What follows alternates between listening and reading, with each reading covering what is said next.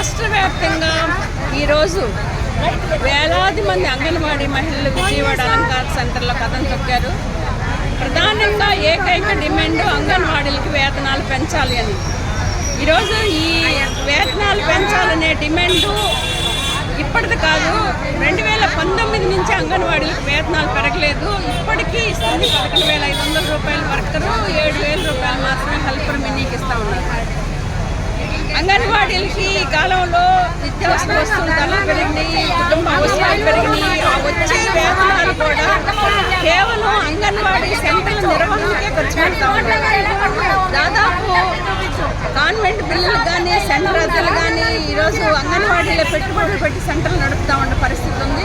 ఇలాంటి పరిస్థితుల్లో అంగన్వాడీలకు వేతనాలు పెంచాలని చెప్పేసి 2023లో 42 రోజుల పాటు సమ్మె చేశాం.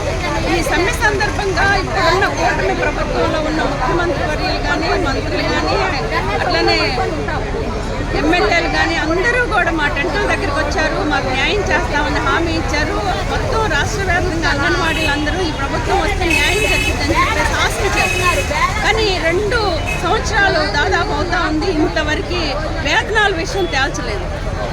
నిన్న మొన్న మంత్రులు ప్రకటనలు చూస్తే మేము చాలా 9 డిమాండ్ పరిష్కారం చేశామని చెప్పేసి చెప్తున్నారు. ఇది ఒకటి అబద్ధం.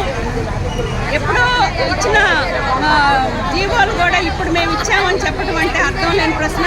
అందుకని ఈరోజు వేతనాల విషయం తేల్చాలి అని చెప్పేసి పెద్ద ఎత్తున అలంకార సెంటర్లో అంగన్వాడీలందరూ రాత్రిపూట కూడా ఇక్కడే ఉన్నారు. మాది ఆకలి మంటలే పోరాటం. ఈరోజు అదేమి వంతెమ్మ కోరిక కాదు.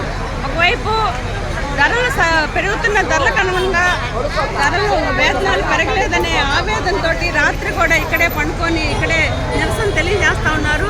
ఎప్పటికైనా ముఖ్యమంత్రి గారు మహిళా సాధికారత గురించి మాట్లాడుతారో అంతర్జాతీయ మహిళా దినోత్సవం జరుపుకోబోతా ఉన్నాం. ఇలాంటి అంతర్జాతీయ మహిళా దినోత్సవం రోజైనా అంగన్వాడీలకి చీఫ్ కబుర్ చెప్పాలి అని చెప్పేసి డిమాండ్ చేస్తా ఉన్నాం. ప్రభుత్వం కనుక అంగన్వాడీ డిమాండ్ పరిష్కారం చేయకపోతే పోరాటం మరింత ఉధృతం చేస్తామని చెప్పేసి కూడా ఈ సందర్భంగా తెలియజేస్తున్నాం.